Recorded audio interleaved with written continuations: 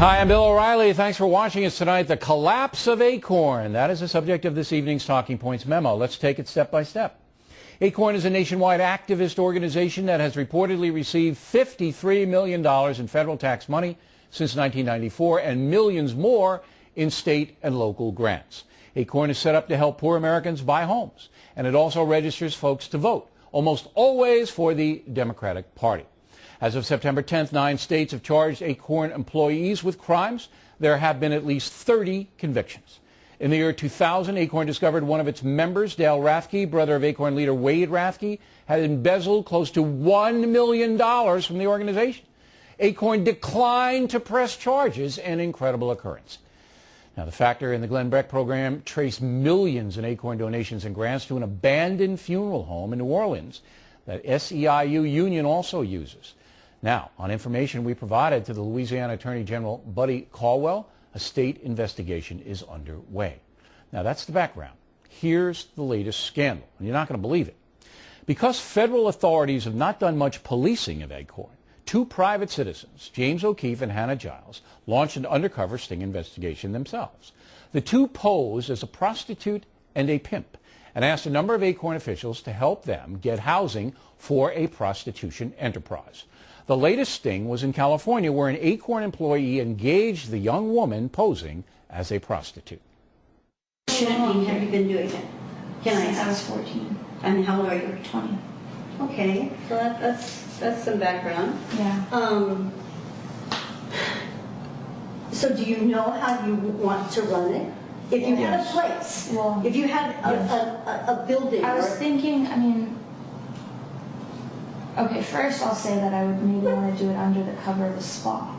Yeah. The guy that I'm supposed to be working for here just got a shipment of 12 El Salvadorian girls. Oh, really? They're between the ages of 12 years old and 15. So basically, we want a house to put them in, and we've been trying to go through the other authorities, but they have been unhelpful with us because of, they don't want to deal with these sex girls coming in performing sex. They think we don't have anything to do with that. They'll be a client, but they don't want to set you up. Yeah, isn't that ridiculous? Yeah, it is. So there you have an Acorn employee having a conversation about setting up a house full of child prostitutes. Doesn't get much worse than that, ladies and gentlemen. Doesn't get much worse. Similar stings have been conducted in New York, D.C., Maryland, and a few Acorn employees have actually been fired. But Acorn officials don't seem very repentant. It says to me that a multinational entertainment agency that disguises itself as a news agency, Fox, has spent millions of dollars of resources, time to go after an organization that they don't like. It's clearly an individual who collaborated and cooperated with Fox Entertainment under the guise of creating news. This is Borat-like journalism. Levinson is correct in directing his ire toward Fox News. According to information developed by the Beck program, as of last night, Fox News has done more than 300 reports on Acorn over the past 20 months. CNN did 90, MSNBC a paltry 10, NBC and ABC News just 2, CBS News 1. ABC anchor Charles Gibson was asked about Acorn on the radio. We have the embarrassing video of Acorn staffers giving tax advice on how to set up a brothel with 13-year-old hookers. It has everything you could want, corruption and sleazy action at tax-funded organizations. It's got government ties, but nobody's covering that story. Why? I don't even know about it. So you've got me at a loss. I don't know. But my goodness, if it's got everything, including sleaziness in it, we should talk about it this morning. This is the American way. or maybe that's when you just leave to the cables. But why would you do that? Political corruption should be a major story in America, should it not? Taxpayer money should be protected. Or am I wrong? No, over at NBC, it's worse. They're actually making excuses for Acorn.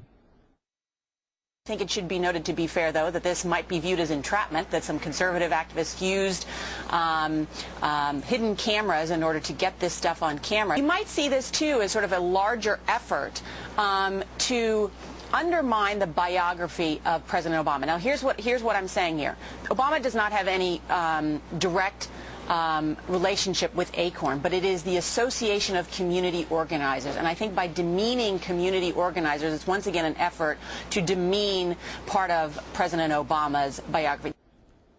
NBC News. Well, as long as she brought it up, let's take a look at the ACORN-Obama connection.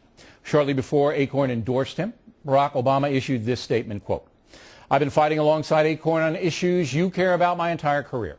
Even before I was an elected official, when I ran the Project Vote voter registration drive in Illinois, ACORN was smack dab in the middle of it, and we appreciate your work," unquote. But now ACORN has been badly damaged, and most politicians, even very liberal ones, are running for the hills. Last night, the Senate voted 83-7 to deny ACORN federal funding.